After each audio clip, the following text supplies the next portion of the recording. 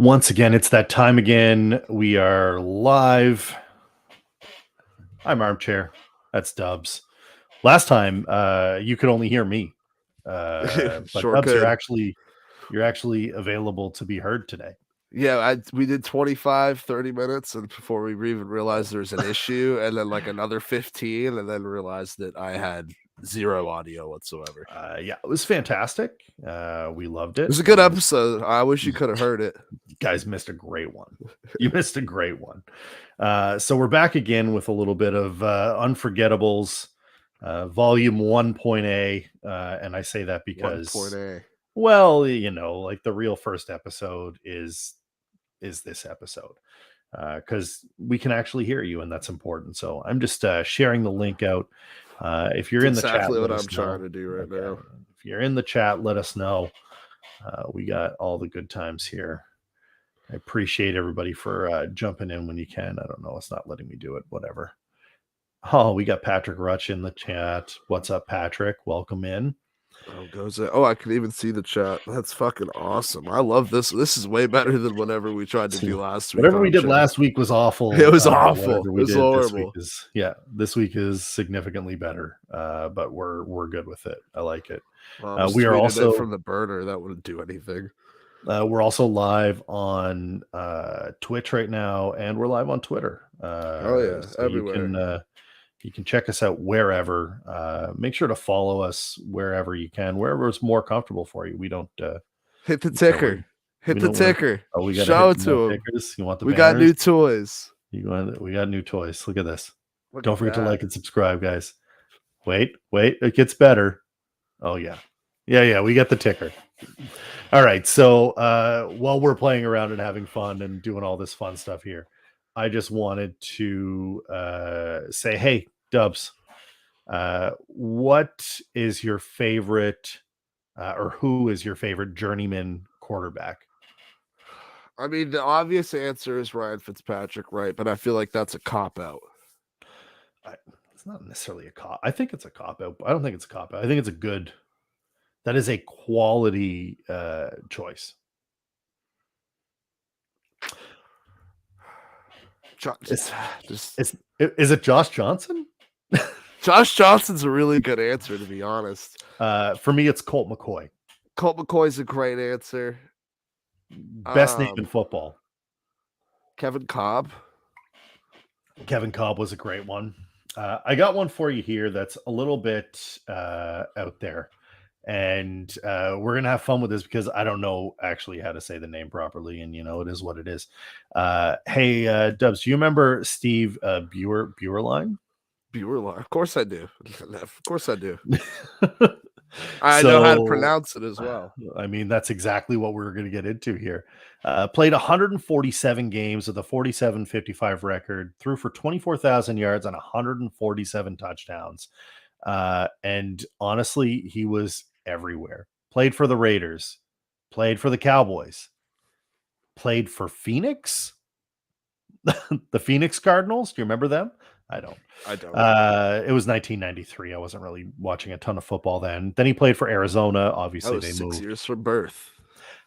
Jacksonville, and then really made a statement playing with Carolina. He took the Panthers to 8-8, which in 1999 was pretty remarkable. Had 343 completions, 4,400 yards, 44-36.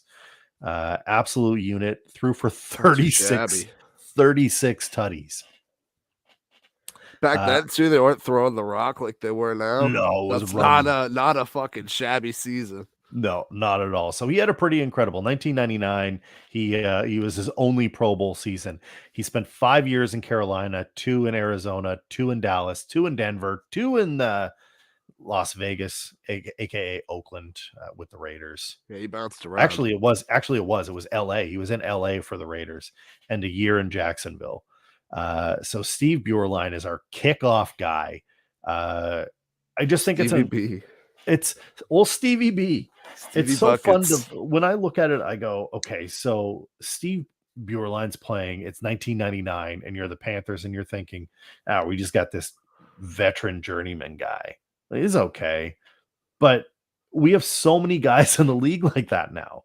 There are Right. so many guys that are It's like a ton. we just mentioned 4 off the top there. Fitzpatrick is probably the most famous journeyman at this point.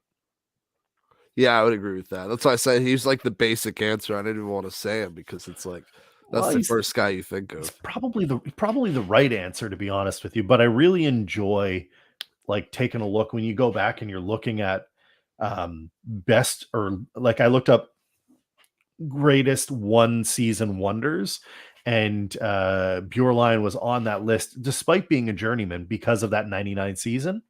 And it kind of led me down the rabbit hole of journeyman players. There were a ton of them that were QBs for sure because people just got Yeah, passed around.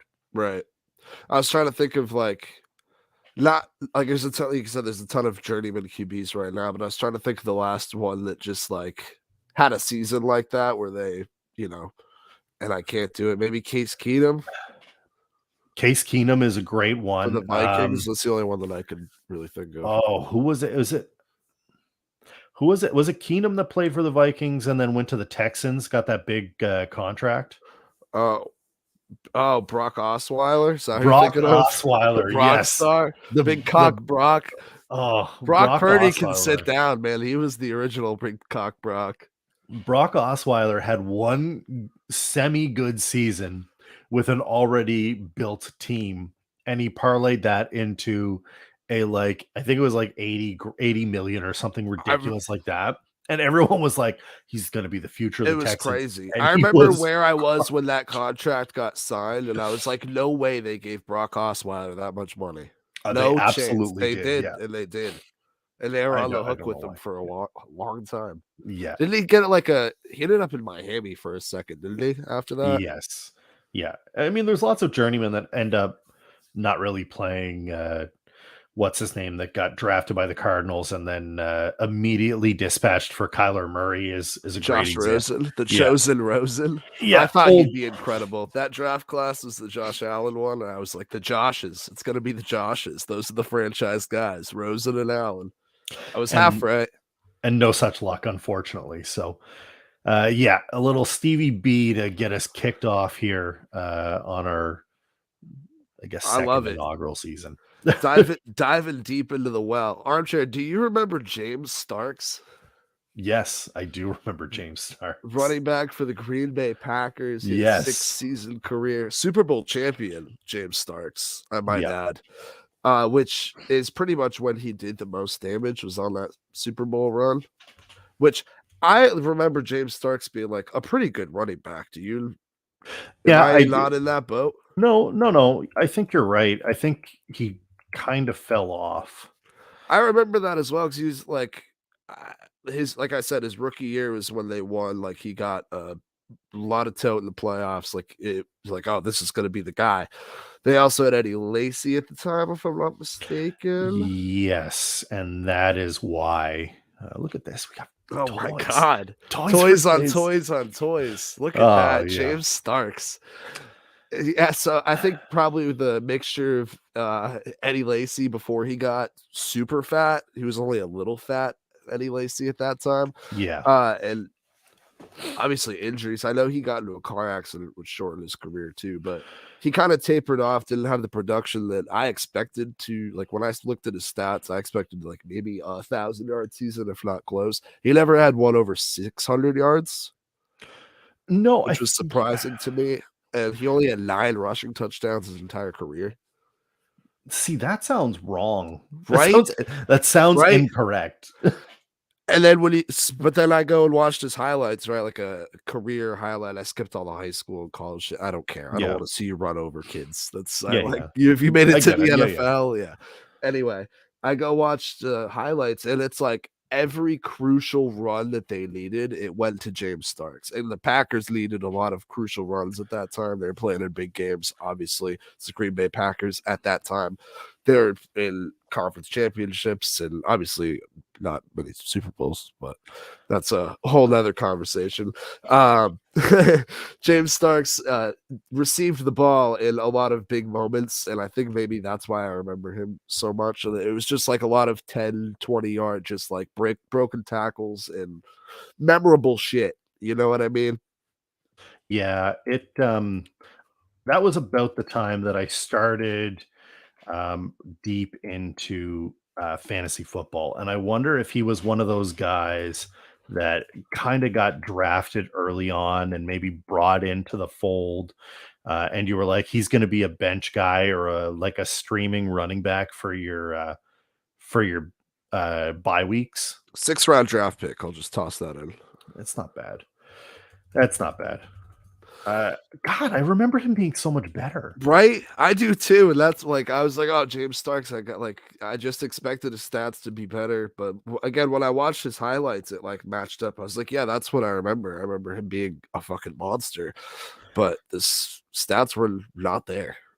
Yeah. But again, if you go look at Eddie Lacy's stats at the time, he's the one that has all of the, love that. He's the one that had like all the touchdowns and, you know, the big yardage numbers and stuff. But James Starks was getting the ball in some big moments. And this is what this show's about. We got to give him his love. Absolutely. Speaking of running backs, you won't remember this. And we talked about this before, but hey, Dubs, you obviously don't remember Robert Edwards. Unfortunately, I do not. Robert Edwards is an unfortunate story because Robert Edwards had an absolute standout season, a rookie season for the Patriots. And my New England Patriots? Your New England Patriots. So Robert Edwards, oddly enough, had a sorry, I'm playing with toys and I shouldn't be. Had a they can't help it. We get all this new stuff and it works, and this is where we're at. That's the best part. So listen, Robert Edwards put up on 291 rushes, which is like that's big boy carries. Yeah, that's a lot of carries. 1,115 yards, 9 tutties, and his long was 53. He averaged almost 4 yards a carry, almost 69.7 yards per game, 69 LOL. And the Patriots thought they had an absolute stud at running. Wouldn't you, with those numbers? Rookie running back comes in, handles that much toe with that much production. I'd be like, oh, this is the franchise. We're just going to run the ball. It's got a bunch of offensive linemen and we're golden. Yeah. It didn't go that well for him. Unfortunately, he hurt himself. And if I'm not mistaken, I have to pull this up because I looked it up after, and you're not going to believe where he hurt himself. Like field-wise? No. He hurt himself playing flag football during the week of the Pro Bowl. Oh, my. Now, I know you're wondering, well, what does that have to do with anything? The week of the Pro Bowl, right? Hold on. Do you know how many games Robert Edwards played after he injured himself? The week of the Pro Bowl, the game that doesn't matter? 1999, missed season. 2000, missed season. 2001, also missed the season. 2002, he came back and played 12 games, never started for the Miami Dolphins. He had 107 yards and 1 touchdown. And he never played another snap. He went from an absolute, no doubt, can't miss running back stud, was going to be a LaDainian Tomlinson type, Corey Dillon kind of back, a bruiser, and instead ended up, unfortunately, irrelevant. But what a standout season. Absolute standout season. And Armchair, I know you're a parent of a young child. That's to all you parents out there. Flag football, also just as dangerous, apparently. Right. Robert Edwards, you know what I mean? That's next time I hear a parent, I'll be like, hey, you end up like Robert Edwards. He never played again. Yeah, you don't want to be Robert Edwards. That's a bad look. Poor Robbie Edwards ended up never playing again. He played one more season, but I think 107 yards is pretty irrelevant after putting up 1,100 in your rookie paved year. the way for the Falks and the Dylans of Patriots lore, though. So yes, absolutely, absolutely, he did. The forgotten Patriots running back. I learned something new today. That's what this another thing that this show's for. That's what it's for. Armchair episode that did not come out. I gave love to a player that, like, not the sort of player we've mentioned so far. More remembered, more stat sheets, more of the cream of the crop. However, they don't get the love that they deserve. That was Michael Turner. I went the same route with my second choice tonight. That is Mr. Trent Cole, 2-time Pro Bowler, Eagles Hall of Famer, absolute unit of a defensive end. He ended up transitioning to outside linebacker that's kind of what all ends did at that point. If you weren't 300 pounds and stopping the run, you ended up becoming an edge. When did that start? I feel like it's like pretty recent, right? Where you go onto the draft profile and it's like edge. It used to be like DN, outside linebacker. Like you would just discern who was an edge and who wasn't. Edge is like a loose term, in my opinion. I don't understand how to use it. Yeah, he's a wrestler. Canadian, pretty good one. Canadian. I don't get it. I'll never understand the edge versus outside or inside linebacker. I think they just like guys. Edge, I think, is more fluid than traditional linebacker positions. Like it's not a line there. They could be DBs or they could be ILBs. It could be OLBs. I always just remember from Madden. Yeah, I never. And that's why I miss the days of like basketball. Now is like all positionless. I miss the days where it's just like you need 2 centers, you need 2 power forwards, you need 2 small forwards. Like I do sort of miss that, but that's long gone. It's way out of here. You just have guys. They're just guys. Yeah, that's it. 5 people out there, and you get them to play, or 11 in this case, since we're talking football. But anyway, back to Trent Cole. How many sacks do you think Trent Cole has, just off the top of your head? 10. All time? Yeah. 90.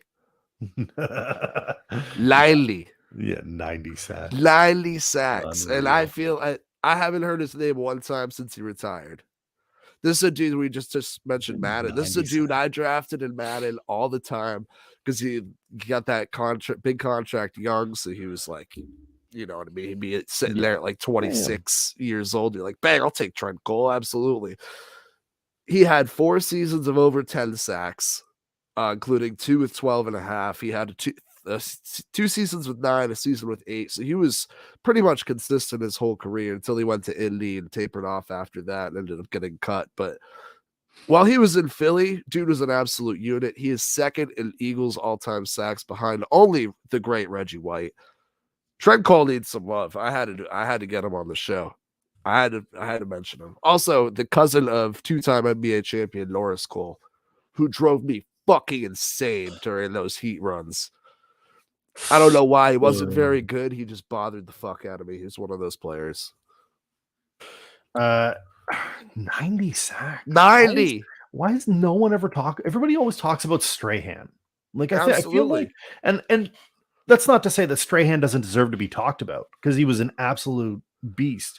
But I feel like when you get to 90 sacks, you deserve some sort of mention. He might be a player with the most sacks that doesn't get like talked about the least. If we had it on like the fuck around and find out scale, that meme, if we had like most sacks talked about least, he'd be at the top of that. Yeah. It's craziness. Yeah, absolutely. 90 sacks. Why don't you guys let us know in the comments? Do you prefer fixed positions or more fluid positions? Good question. Are you ready to give away edge and play edge or just linebacker in general? I mean, even now, corners and safeties are kind of interchangeable on the field as long as the guy has the right coverage. And we're seeing more kind of insane kind of workarounds with some of these defensive coordinators trying to get more exotic because of Patrick Mahomes and his nonsense. And I know I brought this up, but it's like, I kind of go both ways with it because in my brain, like the elite list, like I want it to be positions and everything, but in reality, it just makes so much more sense to be positionless. Like if this guy can do this and this guy can do that, and they play together, then what? Like, well, shout Micah out, Parsons. I don't know if Flem's watching, but shout out Flem and the Knicks. Like they have Obi Toppin and Julius Randle. It's unfortunate that they can't play together, but yeah, it's just interesting to see because there's guys like Micah Parsons who are like undoubtedly literally play anywhere. Just put them in a gap and they'll cover it. And then there are other people that like should be in a position, like they need to be in a spot. It's not the same with tackles, I'll tell you that much.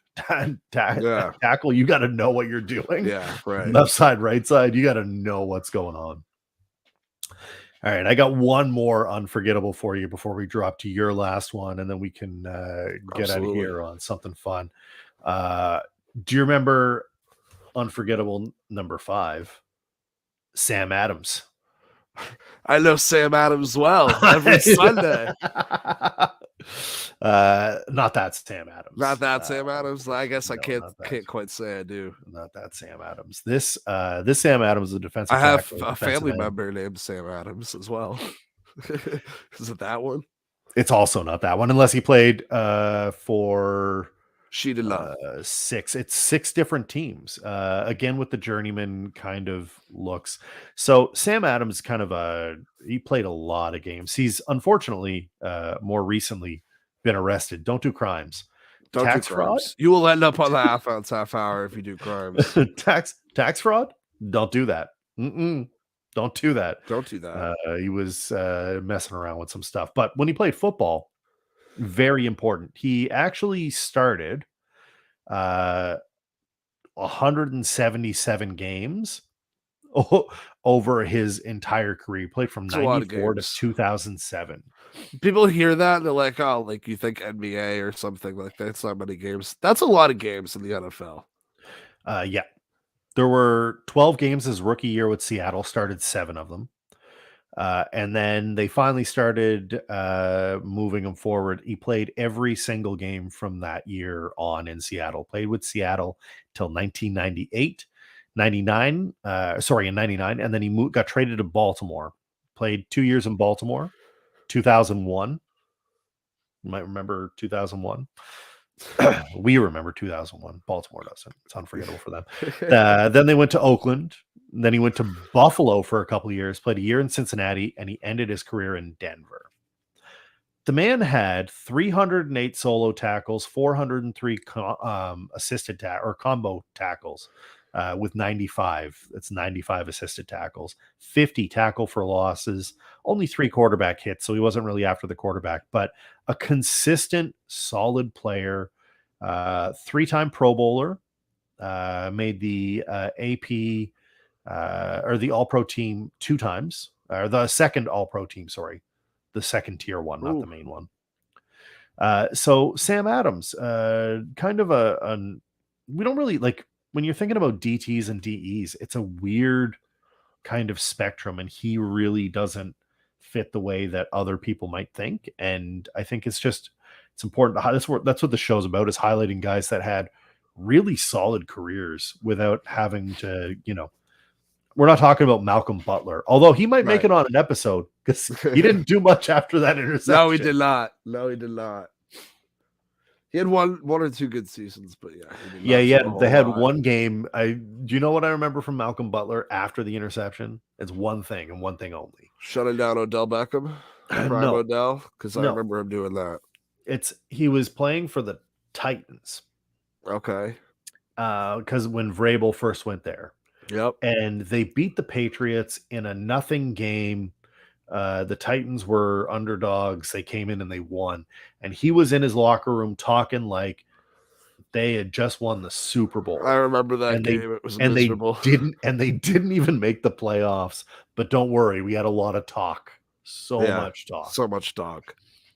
That was the year that we had a bunch of people from like the Super Bowl era, like that whole run on defense that were up. It was like McCourty, Hightower, Butler, and Tennessee was in like hard on all of them. And I think they only got Malcolm Butler out of it, if I'm not mistaken. Yes. Yeah, they did. Tough stuff for Tennessee fans. When I was going through this in my head this week, like who I was going to pick, I kept coming back to like offensive linemen and defensive linemen because they just like so many of them just didn't get the credit they deserve. And then there's always running backs because they're a dime a dozen. They pop up here like oh, that guy. And it was like on a 2-year span. Yes. But I got one more for you. Do you remember, Armchair, Gary Barnidge? Oh, the name sounds so familiar. Tight end? Tight end. Cleveland Browns tight end, Gary Barnidge. I think the name sounds familiar because Gary Barnidge has come up in my my research as well. Oh. For your podcast? No, for Unforgettables. Oh, for Unforgettables? Oh, yes. Perfect. Of course he has. So, yeah. Gary Barnidge, the final Unforgettable for tonight. I got a couple Unforgettables possibly in this description here for Gary Barnidge. You may remember him from his one great season in fantasy football. He was mainly a special teams guy before that in Carolina. I didn't even know he played for the Panthers before I started, doing research for tonight. Of course. He was in there for a few seasons just doing special teams stuff. Cleveland scoops him up off the scrap heap, continues to be a special teamer, the backup to Jordan Cameron, another possible alumni. He was good for 2 seasons? Yeah. That's something like that. It's about somewhere in the Malcolm Butler range. Yeah, absolutely. In the Malcolm Butler range. Somewhere between Stevie B and Malcolm Butler. Yeah, exactly.